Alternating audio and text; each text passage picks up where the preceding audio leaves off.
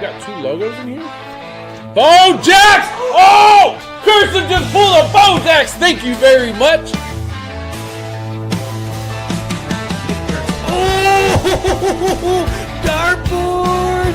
Gonna go with a bagger, and that's the case it, and he's my giant. I gotta save the clip. Give me this. Morning light is rising, and the breakers Logo! Is that unanimous? Bro, is that an... Oh, really? Bro, this freaking box! Lady Cursive Full Team. keeps it steady, and Anthony brings the heat. And it's a battlefield, and Sylvie drives the beat. Hold on. Battle breakers, breakfast, powered by Radish, Dijital. They pull the hits, they chase the dreams, and they stand on Oh, no! Bojax! and remarkables. The moments steal the night. Here it is. That's gonna go home rolling, Scotty Road. They fight the Ooh, good got fight. Feel it. Fire! Mainly breaks is rolling strong. We got a logo! We got a logo! Big Poppy! Still logo! There you go! Very golden bullet. Ice logo. Oh wow, 185. 185 ice logo. Who could this be? Cruise control on the ice logo. Look at that car.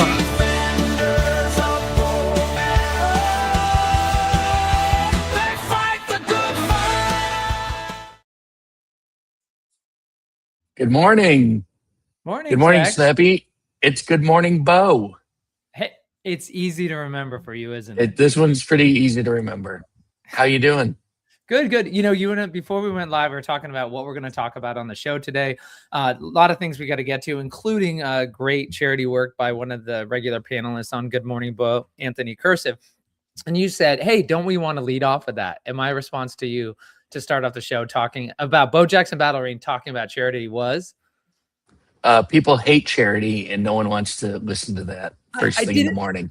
I did say they hate charity. And by the way, Bo Jackson, who, like, I love all the clips like of him doing charitable things, and then here we are, like, go talk about charity first.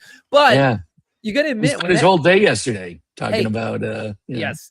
Well, we actually, that's great. We can talk about that again, but again, not at the beginning. And but the show started with, of course, we show highlights from the panelists on the show. And the first highlight, do you remember what the first highlight is we played when the show went live? Wait, this show right now? Yeah, right now, just now, a minute ago. Do you The remember? first clip was. It was a bow. Yeah, Was okay, it the Logo Man bow? That's all you have to say. You remember what it was. You don't Yeah. remember. You are a goldfish and don't remember anything. The fact that you remember it was a bow. So what did I do? Did I start with a charity rip? No, I started with a bow rip at the beginning of the show. Why? Because people are going to watch now because they just saw a bow get hit and they're like, what is this? I want to know more about it. So you want to know what? Show me more.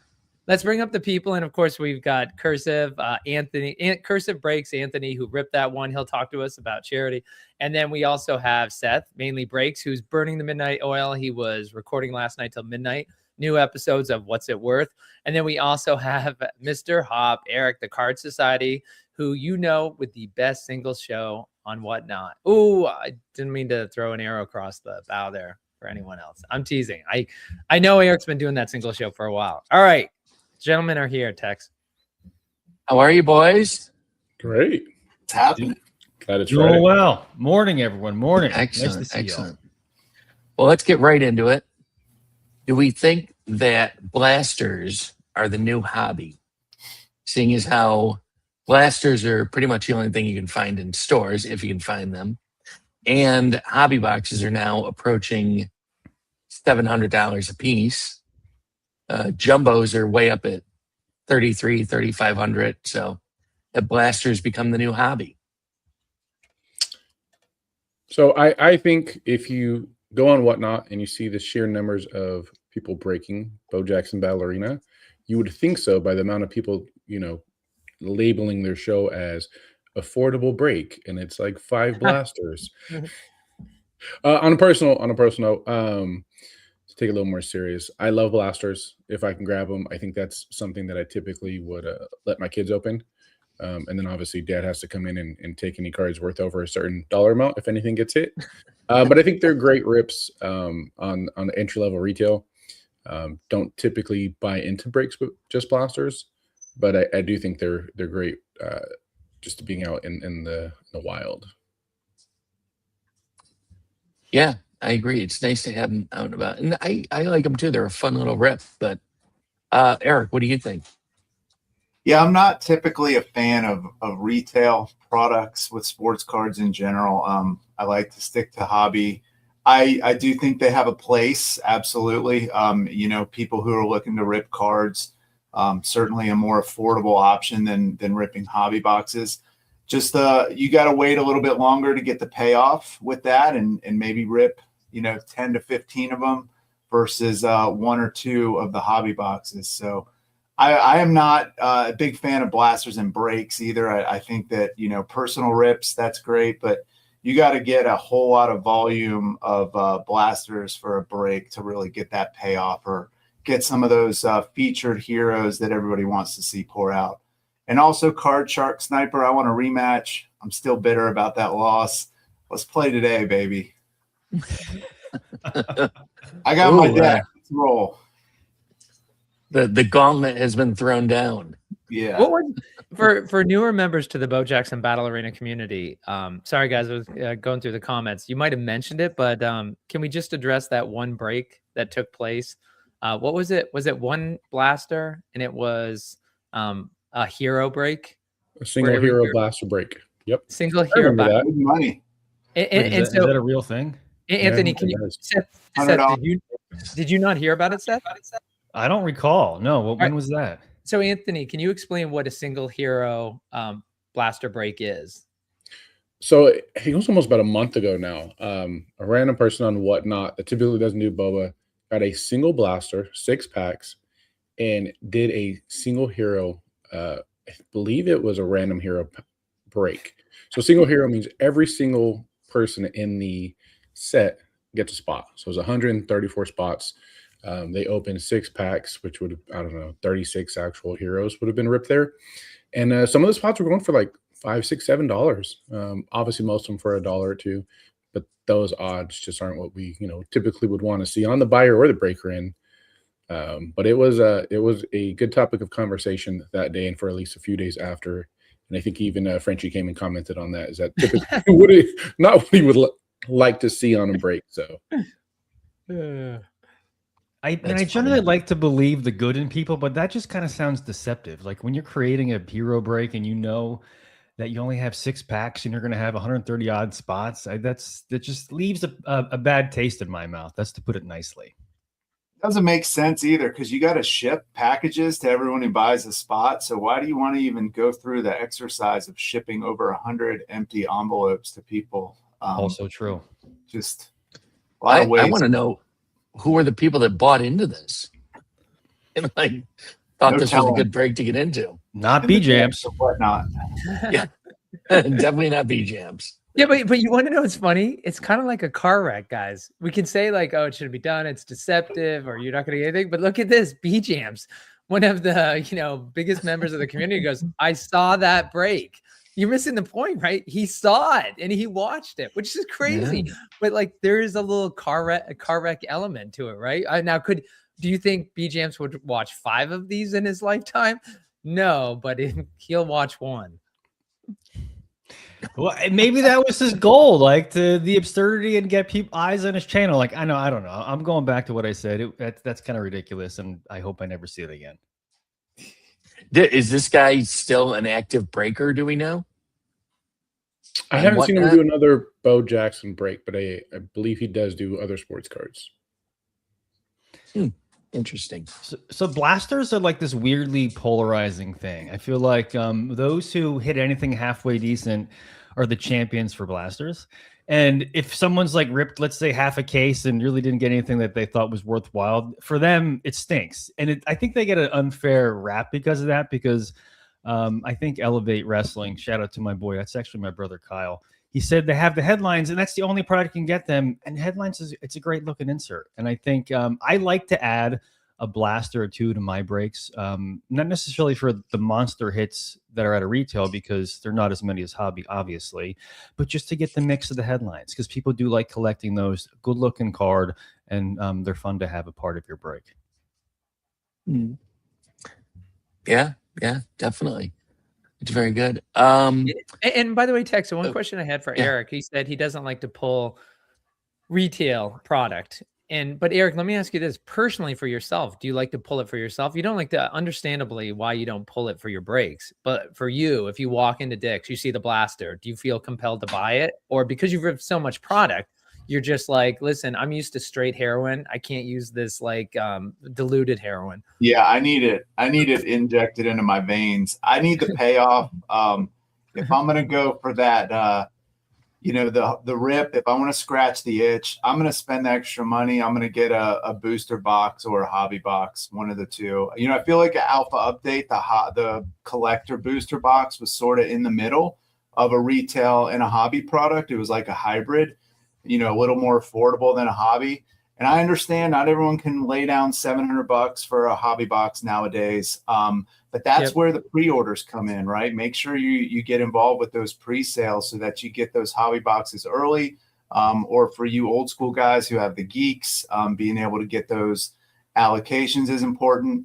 But for me, I would much rather spend the extra money, get a hobby box, have that guaranteed auto, know that I'm going to at least see one more featured, maybe 3 or 4, versus, spending $200 on 4 blasters. And you might end up with just a few headliners and that's kind of it. So that's my take on it. Hey, So and 2 quick notes. So I was going to say, so we did have a case break of blasters and update from a newer streamer, and they hit the Midas, I believe, Midas 1 of 1 super. So wow. I think if it's like a case break, it's 32 Wow. blasters. All right. I might get in a 32 blaster break. Right. But to correct Eric real quick. So I was on the assumption as well. In a hobby box, there is not a second guaranteed featured hero. It is guaranteed on, or not guaranteed. It is on average that there's a second one. So I've broken hobby boxes that have just the auto and then no other featured heroes. It is not guaranteed. Now, in that box, I did pull a pink Hex 1 of 1 of a base hero, so no complaints. But I did learn that because it was like, hey, guys, I did go to the team and say, hey, I didn't get a second one. And they're like, it's on average. So most do, but it's not necessarily guaranteed.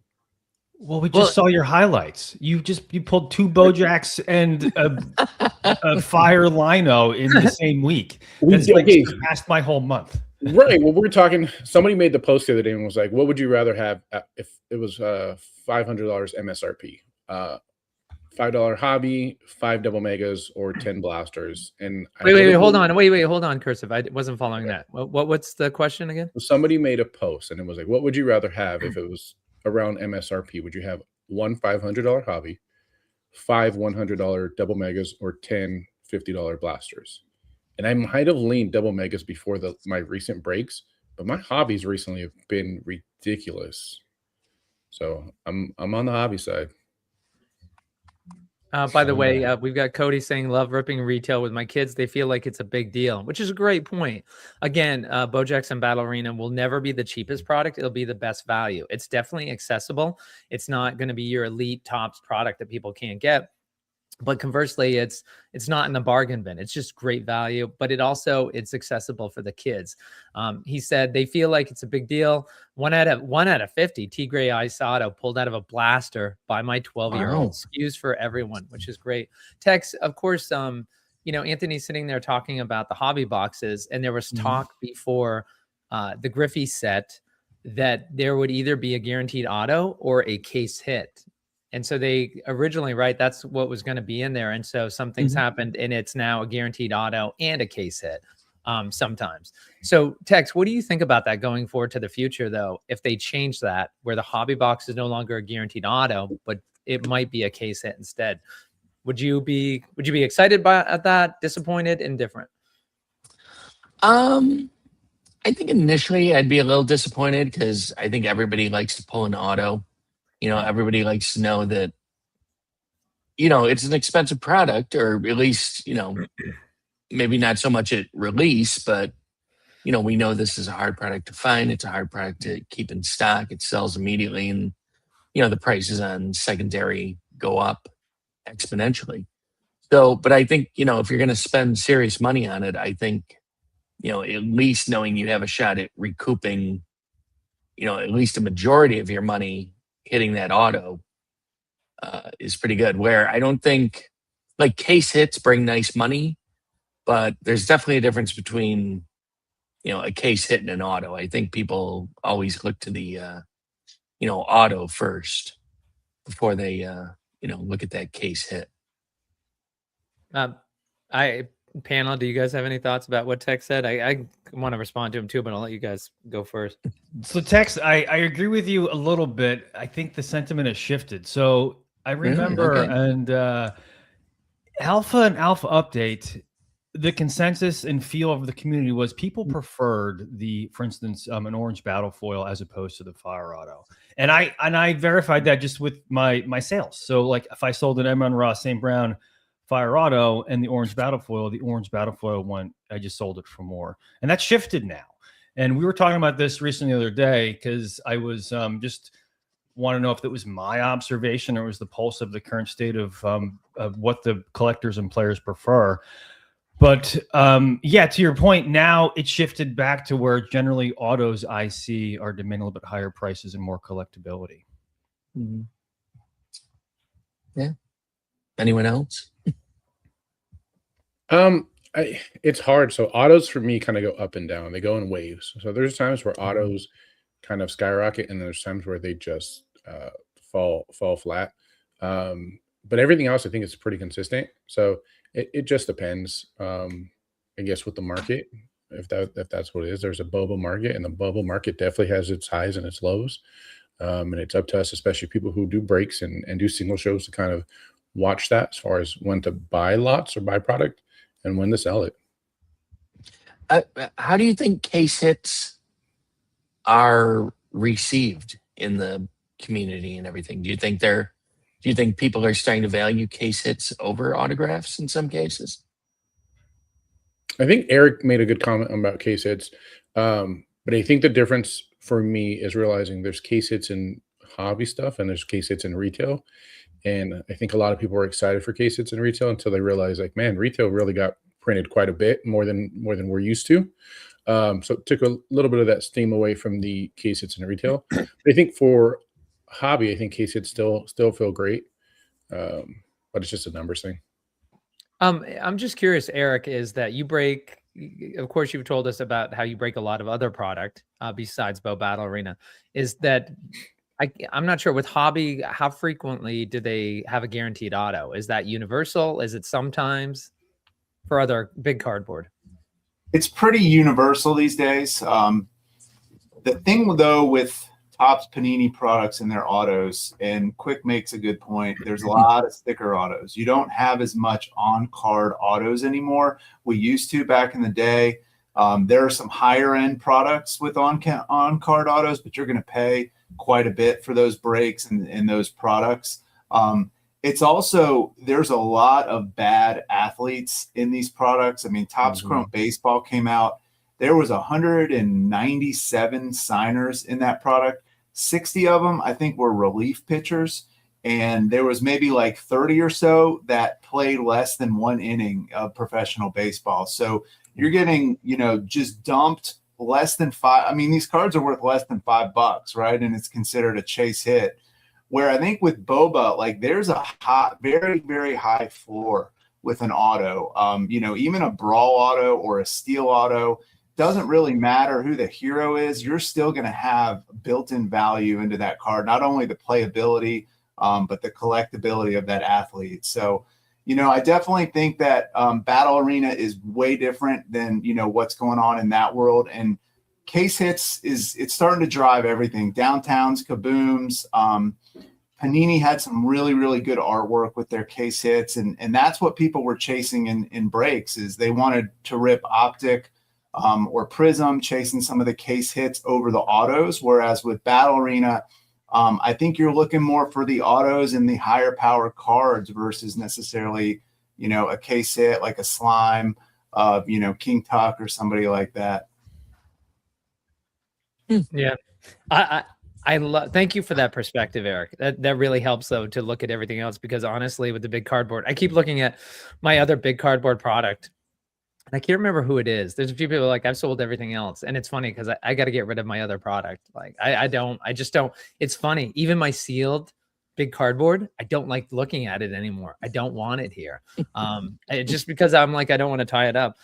Tex, you had mentioned when we first started talking about this topic, you talked about, with the hobby box prices, the way they escalate, the further we get away from release and it doesn't become available, it's expensive. So people want that auto. I guess the other side of the coin is you could say maybe that product doesn't escalate as much in price if you don't have the guaranteed auto. So again, Bo Jackson Battle Arena doesn't make any money off the secondary. So maybe this is a way to get it into the hands of more people, because it's not going to go up higher and rip more product. Because we all know Jeff French, he's a collector and he has plenty of sealed stuff himself, but he likes to rip a lot of stuff and he wants people to rip his product. So he does a couple things. He does things all the time to get people to rip.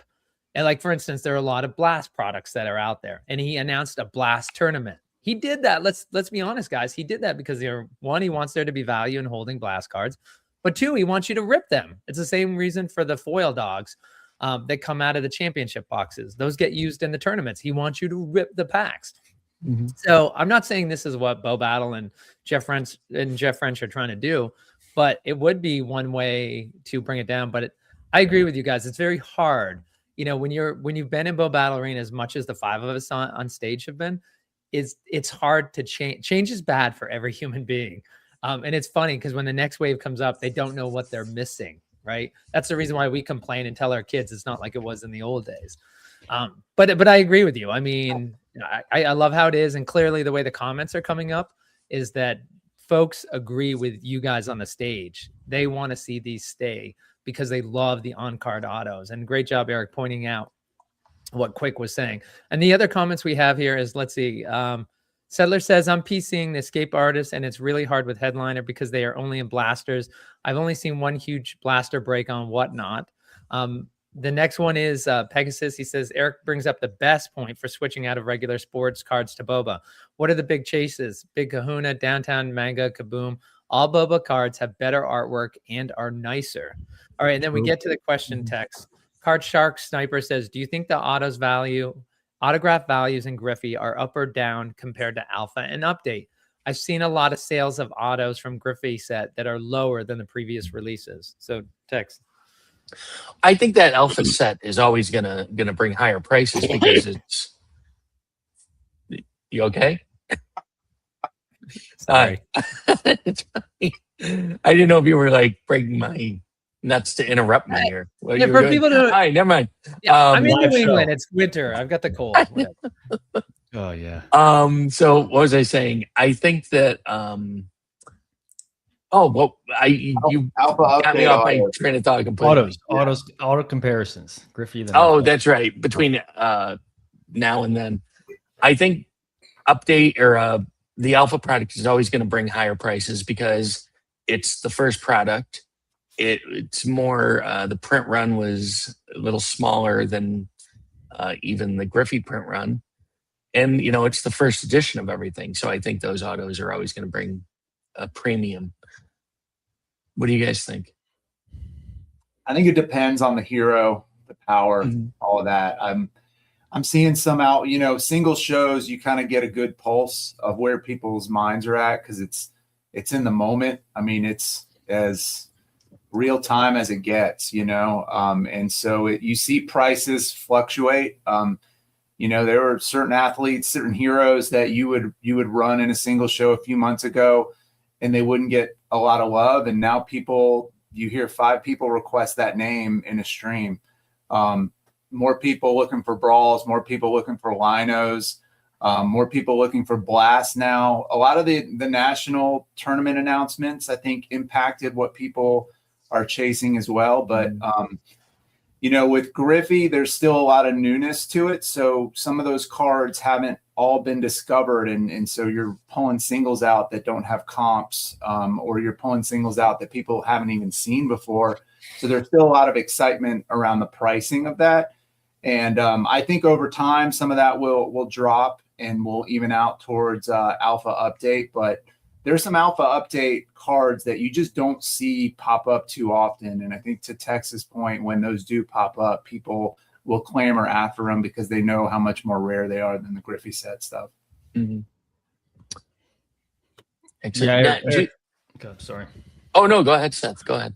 I was going to agree with Eric for the most part. I'll say that I think there's probably, it's definitely hero dependent. That drives a lot of the sale data for the hero.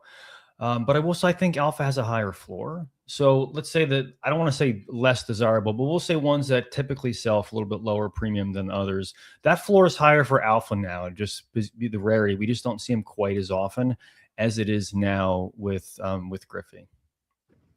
Yeah, I think a lot of because it was such a smaller community during alpha too, I think a lot of people, it's just like the hardcore people that have been in this from the beginning. I think they've, stashed a lot of those autos from alpha too, and they've PC'd them or they're just sitting on them, so I think that's, you don't see a lot of them out there for sale. You don't see a lot of them come up. And I think that's part of the reason. Like, I know I'm still sitting on just about all mine, my stuff that, the bigger hits that I had pulled and stuff that I either use in a deck or I just, are in my PC. Do you guys, think that's a factor in it too? I mean, I think you made two really good points, right? Is you have stuff that's for your PC, but it's not necessarily PC of like a certain hero. It's PC because it goes in a deck, right? And then we also talked about when Nationals gets announced and the format for the tournaments get announced, you will see an increase on certain types depending on what they do. And I think that's one from not only the team strategy, but for us as breakers or someone who does single shows, that's great to see a little bit of bump in sales or demand for certain things.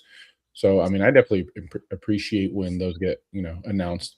One, as a player, maybe going to go grab some, usually trade, but as someone who does some single sales, it was like, oh, hey, I'm going to run a bunch of brawls this week because they just announced a brawl only tournament. So a lot of the market fluctuation depends on playability, which just lets you know that a lot of people do really enjoy playing this game. It's just not the collector aspect. Playing is really still the forefront of what drives prices, I think. Very good. Do you guys find? Oh, go ahead, Slappy. So Tex, I just want to address the Card Shark Sniper, his comment.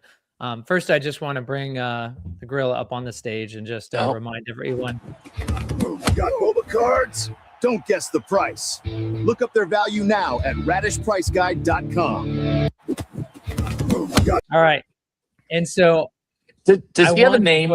Does the ape have a name? Does the ape have a name? It's Tech Super. Borilla.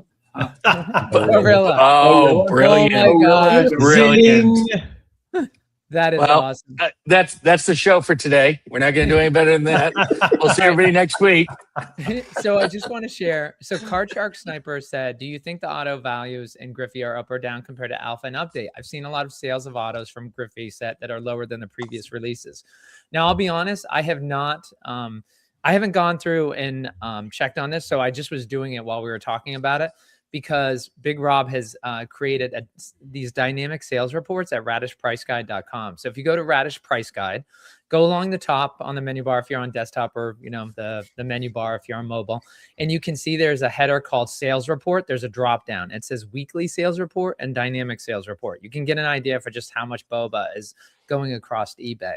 But with the Dynamic Sales Report, I went ahead. I did it by Alpha Edition. I did Inspired Ink. Battle foil, there's different autos, but let's just go with the standard Inspired Ink. And then what I did is I did it by monthly, and I did a line chart.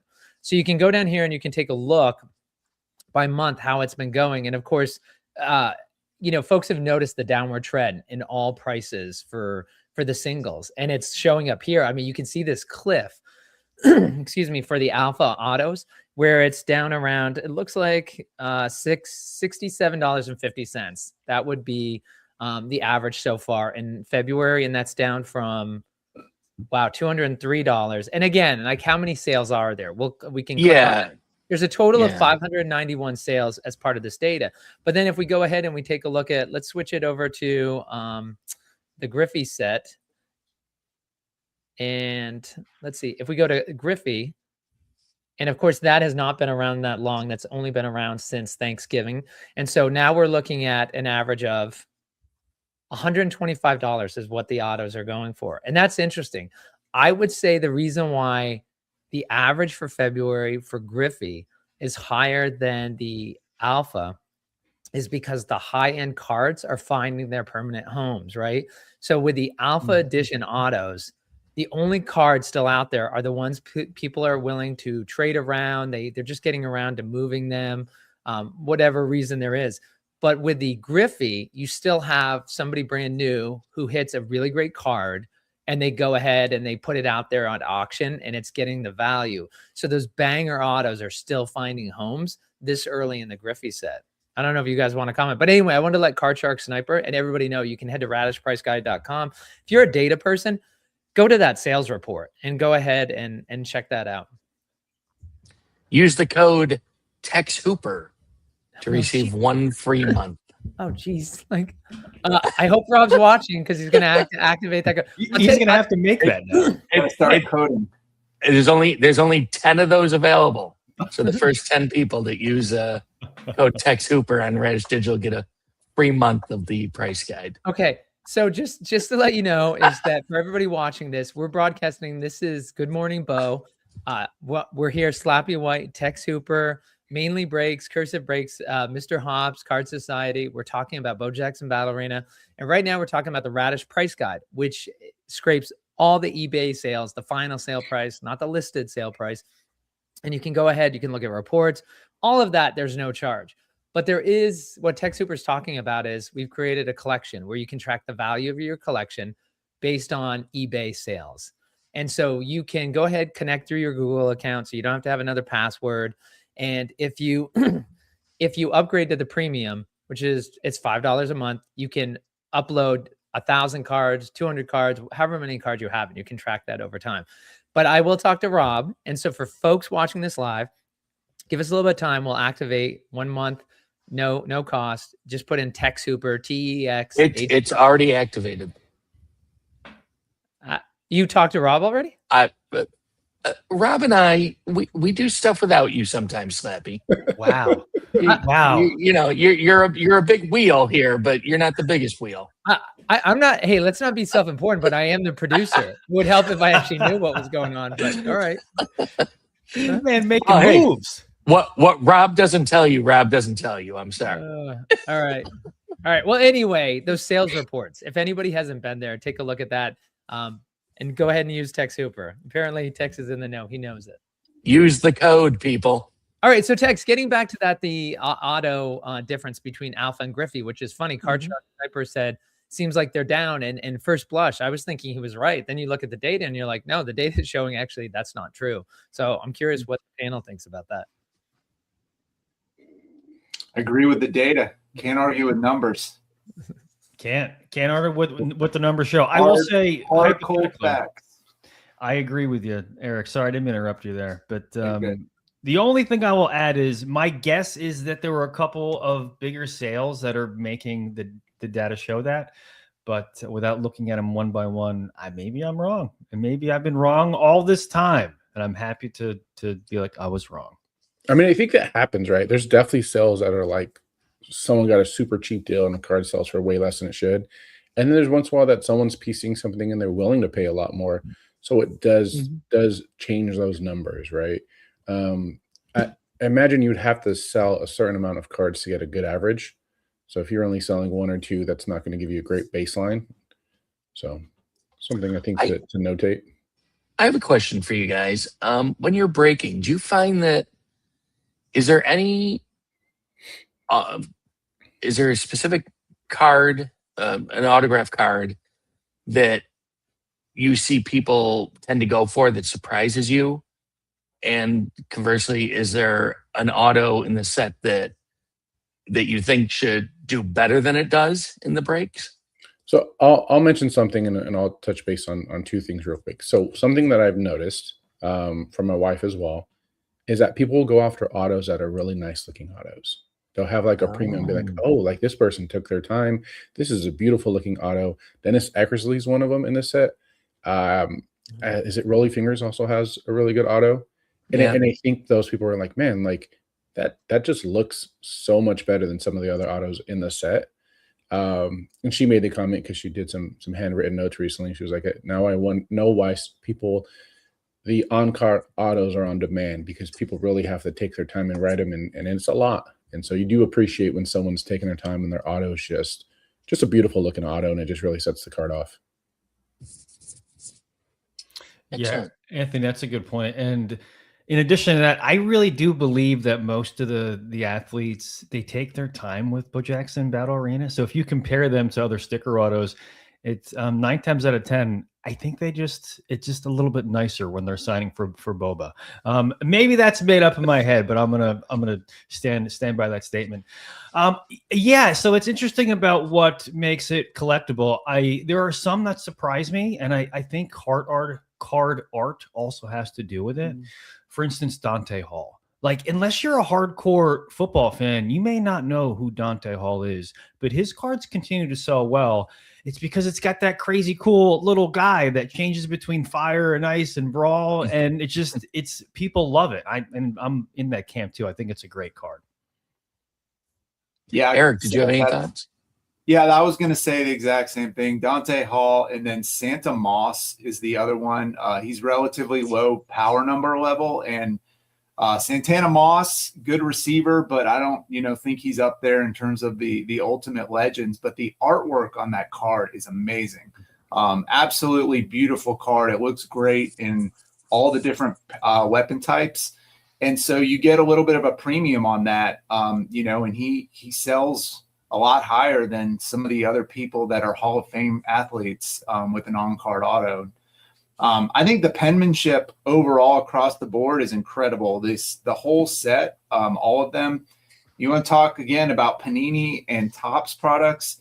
You pull some of those autos, and it is literally one letter. John Morant, I think, started signing his autograph as like a little circle. You can't tell what the name is.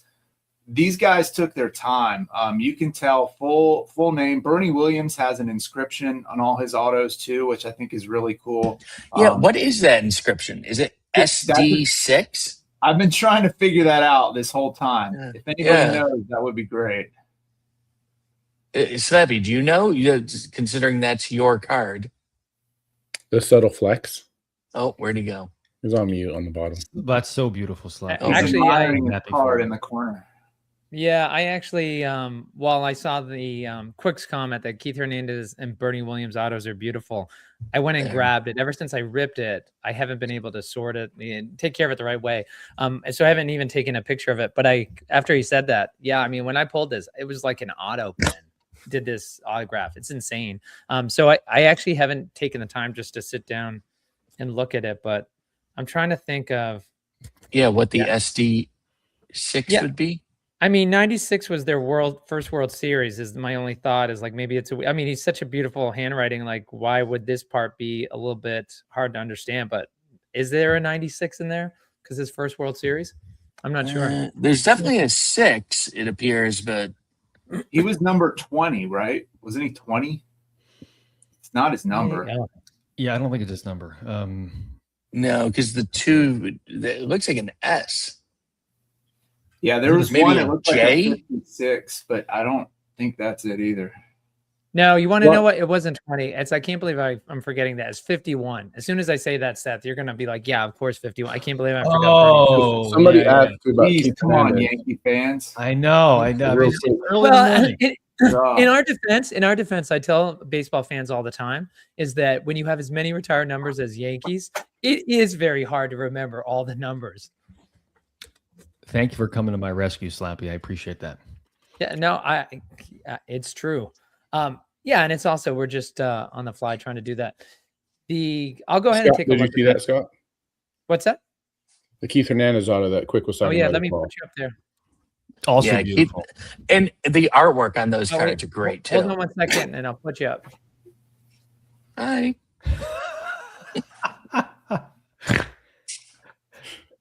Yeah, So look at that. around, It but looks like he put it like he had it under on a a. roller, right? Yeah, Oh my gosh, Yeah, so good. beautiful, and then beautiful. signed a time or two. Yeah. It's my fault. Is there an autograph? Somebody, is there a signer you guys think Hey, has a Anthony, can you hold spectacular it autograph even that closer? isn't in Griffey or that hasn't been You in want Bo me to Jackson convert? yet? Hold on, let me see real quick. Give me 2 seconds. Tex, I didn't catch that question. I was just, is there an autograph signer that's not in Bo Jackson that you would like to see in Bo Jackson that has a beautiful signature? Like I think of Scottie Pippen. I love Scottie Pippen's signature. It's a great signature. It's pretty much exactly the same every time. It's changed very little over the years. Is there anything like that you guys can think of off the top of your head? That's a really good question. I'm trying to think of some autos. Oh, Jordan. Nothing better than a Jordan auto. yeah. True. Wishful thinking, but maybe Gretzky too has a nice auto. Griffey has one of the best, I think, ever. Putting that in there was huge. Griffey's auto is insane. It's like, oh yeah. Mm-hmm. Do you know who I really like for modern players? I think he's been pretty consistent. I also like him as a player and hero. I've always liked Bryce Harper's. So because he hasn't, he's still, it's maybe a little bit shortened a little bit over the years, but not to the point where it's just like his initials. So I still really like it, and I like Bryce. So maybe Bryce, I'd say. Hey, Tex, did you hit that comment from Card Shark Sniper where he said, I think sometimes Whatnot also changes how autos are looked at. Do you think that a single show sell on Whatnot changes how much people will pay from a single from eBay? And he said not just autos, but all cards. So I think what Card Shark's trying to get at is in terms of the valuation that you'll pay. I know that like I saw a unanimous Sandman going on Big U's break, and I can't remember where it settled. It was a banger, but it was like $200-300, $330 maybe. And it's funny because when we were recording what's it worth, Bo Jackson Battle Arena, we had a unanimous Sandman that came up, and I'm trying to think maybe it was Coliseum, but Power 180. I mean, it's the greatest reliever to ever live. It's Yankees, which there are fans everywhere. Power 180, and the panel had to say it's $115 card, and the reality is there was a sale that just took place this week with 25 bids, and it came in at $112. So it's not like it was a steal and nobody was watching it. I mean, it makes me sick to think that the Sandman is only getting 112 after 20 bids. So, sometimes with Whatnot is that people are excited and it's the thrill of live bidding, right? The person's in the chat with you. Whereas when you're on eBay, you're just checking your computer to see if you've been, your max bid. So I guess, Seth, you were nodding your head. What are your thoughts about what Card Shark said? No, I appreciate Braz bringing that up. And I've thought about this a lot, and I have, here's my take on it. I think over time, we're going to see it flip again. I think people don't really understand the rarity of some of these cards that they're paying those amounts for. For instance, here's a good example. Like we all know the Grillin' and Chillin' featured. They're like way too low. I think it doesn't matter who it is. They're up 25, right? So I agree with that. That's half the amount of a Fire and Ice auto. Now you can't. There's in no world where you think there's a Mariano Rivera Grillin' that sold as high as a Mariano Rivera Fire auto.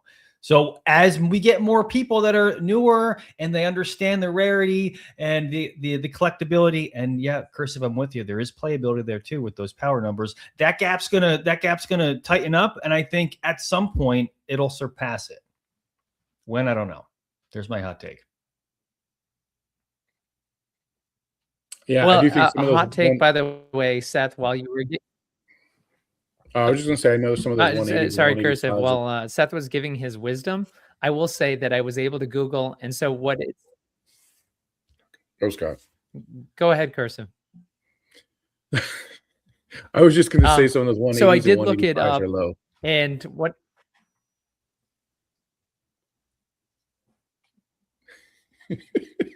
What's happened? There's I a believe little myself. lag on Scott, I think. Freddie Freeman does have a great autograph. Yeah, that's a So good does point. Randy Thank you. Johnson. Yeah, Hey, Randy look up, Johnson's great too. Look up Richard Petty's auto. That thing's insane. Yeah, his son Kyle Petty too Oh, it's went his to the son? same autograph. Yeah, it's all loopy Yeah. and big, just like Richard's. Like yeah, calligraphy. yeah. Daryl Waltrip, speaking of NASCAR, Daryl Waltrip and Dale Earnhardt Sr. both have very nice autographs too. Tony Stewart has a pretty nice autograph too. It's all these NASCAR guys with their signatures. Yeah. I think Scott was getting to this, hey, and Tex, I just got to it. Yeah. I think Slappy's sorry, having go internet ahead. You problems. can bring it up. Yeah, I sent a text message out, and I ended up doing a Google search, but the Bernie Williams inscription is SDG, and it stands for, in Spanish, "Glory to God." Hmm. So SDG is what that inscription is. Scott, Nice. is that what you were going for too here? It was. That's what I was going to mention. I think that, by the way, I'm not having internet issues. I literally, what we did last week, we asked the folks on this panel to share with us their hits from the past week. So I literally had, because Seth couldn't control himself, like the cards he received or he picked up on eBay. There were so many. I literally had like 20 tabs open, and I think that was too much running the stream off my computer and then having bogging down your computer. Yeah. So just to let you know, there will be no highlights of your hits this week, guys. We'll bring it up next week. I'll put it in a compressed format. You ruined it, Seth. You ruined it. I take responsibility. It's fine. Let me just ask you this. I closed all the tabs. Am I freezing anymore? No, you're good now. Yeah. Yeah, you're good. So yeah. This is the group that is buying everything on eBay from you. This is the group that's buying that unanimous Sandman at 113. But yes, I just sorry. want to say, was it I my guess fault it's, or the awkward dance we just did? It was Scott opening too many tabs on Google. Yeah. And in the comments, yeah, there's the translation. There it is, Pegasus. Thank you. Thank you for letting us know. All right. Well, so speaking of, if we're going to talk about glory to God, that's a great segue to go into cursive text. Yeah, cursive. You held a was it last Saturday? You held a charity break for a charity that's near and dear to you and your wife. Yeah. And, So we did tell us about it. A massive charity break on Sunday, the morning that I flew back from the Columbia Regional. My wife is working for Youth for Christ for the greater Cleveland area. And during the stream, she kind of talked about it a little more. They have a few different sections that they do. You know, some go into the school system, some go into kind of the juvenile system, but it's all youth based. And what's really cool about it is that's not necessarily 100% like religion based. It's kids are at the front of everything that they do. And so she has a goal for fundraising for every employee has. And we're able to donate $6,000 on behalf of her. So it's coming in from On Carter with Cursive, I think her company technically name is. So that was then given to her, and then she put that in her. So $6,000 to Youth for Christ Cleveland, based on a essentially hobby case break that we did, and we pulled some bangers. So that was massive too. She had fun and she got on camera for the first time, and so that was really cool. And we saw her at the beginning of the show. Yes, we did. I was in that break, and yesterday I received my card, and I received a beautiful greeting card from Lady Cursive with a nice little note in it, and thanked me and telling me a little about the charity. And so thank you for that. I appreciate it. It's a very nice touch. Yeah, I did not get a card or get taken to dinner. So my time was also donated free of service. I'll send you a picture of the card so you can at least know what it looks like. I know. I was like sad. I was like, do I not get a thank you? I mean, I feel like I put some stuff into this. But yeah, it was a good time, and the turnout was great. So appreciate the community for that. Excellent. Anthony, I just want to say real quick, I think that's really amazing that you've done that. You did that. And it ties back to what a wonderful community we have here for Bo Jackson Battle Arena. So, I mean, I hear this for all the new people that come in. They come in and they're really surprised that everyone's so kind and generous, and they all help each other out. And that's really the case. And I say people come for the cards and stay for the community, which is the people that are up here and that we get to break with. And it's absolutely true. So bravo. Well done. Yeah, great job. I think we touched on this maybe, I don't know, a month or so ago, but we know, we still got a little ways to go before Tecmo comes out. How are you guys? But not long enough before the pre-sale. Sorry, go ahead. Do we know when the pre-sale is? No, my point is just we're gonna have to pay the piper before. Oh, April. yes. Start Get saving those them credit pennies. cards ready. Yeah. But how are you guys finding product? Are you finding it harder to find product? I mean, I know it's always hard to find product, but how's it going? And we know, there's some big, Bazooka's a big breaker. They break a lot of product. Hobby Club obviously breaks a lot of product. Are you finding it harder and harder to find sealed product of hobby? I will say blasters? hobbies have broken the $700 mark. There have been sales on eBay for a Griffey hobby box at $700, including fees and everything like that. Those are definitely $700+ boxes now. So I don't know when we said that was going to happen, but I think it's sooner than what we said because they're already there. Yeah, I think they're even. It is dry as the desert. I mean, you see them pop up every now and then, and they're gone pretty quickly if they're under 700. But most people doing breaks probably got their product a long time ago.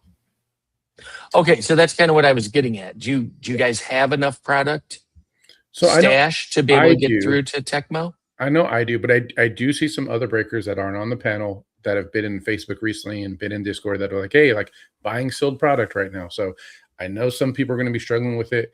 I think February is going to stay pretty consistent, but coming March, I just talked to Big U the other day, and he's projecting that March is going to be a real struggle for some breakers with product.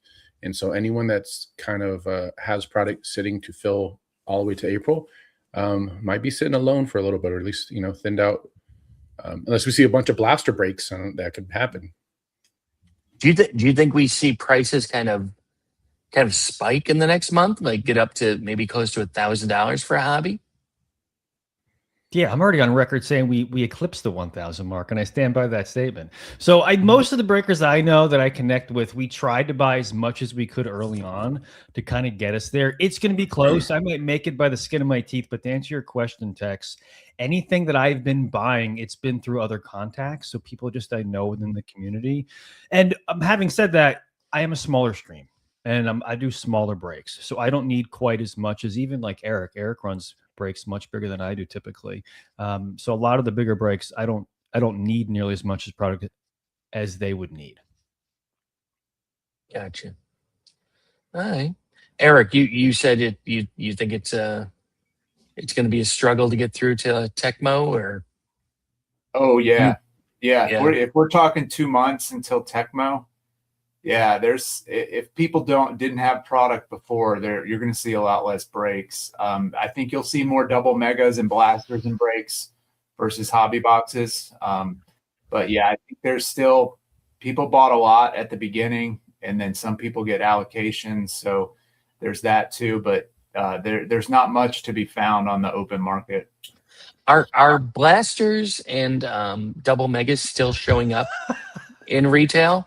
Or has that pretty much been depleted? I haven't seen double megas at all. I know that the blasters we're getting out, but the double megas I think are pretty much dried up. So there's these blasters a lot at Dick's. So several Dick's have a good amount of blasters in store. Do you guys remember when the team was saying, I don't think this is going to sell out that quick with the blasters through Star City? And then in no time, D-Gen's going to D-Gen that are Bo Jackson Battle Arena community. And they bought up that stuff as fast as it was loaded. It was incredible. Slappy, how many do you have sitting in your cart right now? No, I what I did is I wanted to show the people watching that the max you can buy is 16. So I pushed it up to Yes. 16. So the Oh, most you can spend is about $750 if you want to, but you can just go that's back and all? order another one. And it's Yeah. so just for folks watching this, again, this is Good Morning Bo. We're talking about Bo Jackson Battle Arena, the newest and the hottest sports card. We have a panel of experts, Anthony from Cursive Breaks. We've got Eric, Mr. Hop from the Card Society, Tex Hooper, the host. We've got Seth, mainly Breaks. Longta, you might know him in the community. I'm Slappy White, talking about Bo Jackson Battle Arena, talking about the scarcity of product. So, of course, the last release to come out was the Griffey set. And yes, Ken Griffey Jr., he signed for this. He was the signed athlete to be the cover athlete for the set. It came out at Thanksgiving. The next set is the special Tecmo edition, which will come out in April. So as product has dried up, there are a few places you can still get it. Dick's has probably, I've heard the team say that there might be about 5 to 10% of their allocation still left at Dick's of blasters. I haven't heard any reports like they were saying of the double megas, but right now you can still get blasters at Star City Games. I'll put the URL in the chat right now. But what happened is there was a sale on Wednesday where they ended up, there was a sale on Wednesday where they loaded all this product and they offered half of it at $45. Now, there was no MSRP for this product, and that's one thing to be clear. The team did not set an MSRP like they did on previous sets. People refer to that all the time because it's a generally accepted price, but that's not accurate. It's just kind of what we think it should be, or it's what Dick's and Target are doing, so we just accept that as the MSRP. So Dick's has the blasters at $39.99, and what Star City Games did is they said they would do it close to retail. So they did it at $45, but they said they were only going to do half. And then the other half, they were going to do at market rate. Well, if you go to eBay, you're paying $60 for a blaster. So that's what they did. They sold the half. And to Seth's point is that it sold out. I think, Tex, you and I were with Gen Con talking up the show, and it took about 20 minutes, I think, which 20, 25 minutes. So in the world of Bo Jackson Battle Arena, that's long because usually it's 5 or 10 seconds. For a big cardboard, selling out half your blaster product in 20 minutes is something they would dream about. But so Tex, I'm curious what the panel thinks about these. The blaster boxes are the only one that haven't done the Golden Cross where the 30-day moves above the 90-day average. So the blasters are still lagging behind. And again, $60 is 50% above where you could get it at Dick's if you can find it at Dick's. So understandable why it hasn't appreciated more in value. You've got the Alpha Update blasters that are selling now every couple of days for $100. And this is still at 60. So I'm curious, when do we think this Griffey blaster inventory sells out of Star City Games at $60 a piece? I don't know. Weeks. It'll go next couple weeks. Somebody will buy a lot of them and do a 64 blaster break. Is that going to be you, Eric? You going to buy? No. Multiple accounts? I'll let you know how I feel. With authority, he said that. Yeah. That was a big no. Well, he was clear on his thoughts about having them in a break earlier. Yeah, that's a good question, Slappy. You know, I mean, $60 is still reasonable for a blaster. You get good stuff, and it's a fun rip. I got to imagine, for the folks that can't find it at their local Dick's, they'll be happy to buy it $60. I mean, maybe a week. That's my guess. And that's Dick's Sporting Goods. Just to clarify. We'll say little DSG. Yeah, there we go. Perfect. The YouTube algorithm. So if you guys haven't checked, sir, I was going to say real quick, SCG actually shipped their product out. So anyone that got the hobbies and lucky enough to get a jumbo, I just checked while we're live, and it actually shipped, and I'll be getting my stuff tomorrow. So excited. Well, and for people who are watching us live on Friday, February 6th, just to let you know, after what Cursive said, I also checked, and none of my product has shipped, my jumbo or my blasters. So if you're like Cursive, that's a shame. Who has a horseshoe stuck up his butt, then you're going to get your product. If you're me, then you're not getting your product. So still awaiting fulfillment. So Seth, I think Quick is blowing up your spot in the comments here, but what is this about you buying hobby boxes at a gas station? Yeah, true story. So reminder, Quick and I, we went to high school together. I've known him for a long time. Anyway, so he's literally been calling people across the country trying to find product. And it so happened there was someone that I met him at a card show. He told me he wasn't getting any. I'm like, fine, whatever. He wound up getting some. Quick, let me know. Turns out the dude lives in the same town. I met him at the gas station, at the dumpster, cash in hand, and me and Quick got a handful of boxes. So it's true. a handful Nice. of what? Hobby boxes. Okay. Not a head. Keep the mind out of the gutter, folks. Okay. I know we were talking earlier, but no. You got 3 Slabby hobby usually yell at me for stuff like that. He set it up. So by the dumpster. I mean, geez. I tee that up right for you. Yeah. Real sketch. Yeah. That's your new name, actually. Yeah, that's great. Oh, that's too funny. I think we've pretty much peaked. We've reached an hour. This has been a great show. I want to thank everybody for being here. It's been another great Good Morning Bo. Thank you, Slappy. This has been Radish Digital. Wait, hold on. But before we go, Yeah. I'm getting to it. All right. When is everybody, Seth, when is your next break? Yeah, unfortunately, I got to leave town for the weekend, so I'm not going to be able to do my Super Bowl show. But we'll be back next Sunday, 6:37 p.m. Eastern Standard Time. We're going to have some fun. Join us. Excellent. Eric, what do you have coming up? Yeah, tomorrow morning, same time, 9:30 Eastern, single show. You can get some low end, get some high end, fill your deck needs out, have a good time. It's a great, just everyone wakes up, hangs out, talks boba. Even if you're not buying anything, just jump in the comments and let's talk sports, let's talk Battle Arena, and hang out for about an hour or so. Perfect. Cursive, what do you got on tap? Yeah, so I'm sticking to the regular schedule of this Monday morning break, power break, going over some news and stuff. So realized I called it, Monday morning, and then was going at 2 p.m. So we're gonna adjust it a little bit and do it at like 9:30 a.m. to make sure that it is actually a morning show.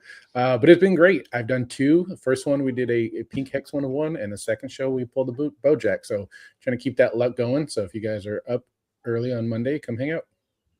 It's morning somewhere at 2 p.m. There you go. True. Giving right. West Coast some love. Slappy, does that cover it? I believe it does. Other than we want to thank Claudiac for hopping in, and Claudiac says, "I thought Bo Burnham will be on here because of the title. What did I walk into Kings?" So I had to look up. Tex, do you know who Bo Burnham is? I do. He's a comedian. Yes. So he'll be on next week. Excellent. Can't wait. His price guide. We get him there. Yeah. With Bo Grilla. Yeah. Hey, and so you want to know what? I like that idea. I got to get a poll up at radishdigital.com. I think somebody on the stage mentioned it, but we're going to give Julio the credit for Bo Rilla and Bo Congo. And then we're going to give Bo Grilla, I think might have been Aaron. Eric gets the credit. Eric said it. Yeah. No, that's what I said. said. So this brings me around. We have to give credit to the guys, the audience first. If an audience parrots Eric, I'm going to give the audience member the credit. And that's the most important person we want to thank, because thank you for subscribing to Radish Digital on YouTube. If you want content like this, make sure you go and check all the other shows. We're actually doing 3 shows a week about Bo Jackson Battle Arena. So you definitely want to catch all the content that's going on. So that's 3 regular shows in addition to What's It Worth, which drops all the time. Eric said it. Eric said it. I think we need to go back and sync There's no up the time codes here between the chat and you got to get see who said it first. We are the viewers are the show. I'm with you, Slappy. That's a smart move. I would Eric, agree. we give Eric enough love. I mean, we just sit here and open it. Where's my jumbo for that? Yeah. Not coming for me. All right, everybody. It's been a great show. Thank you, and we'll see you all next week.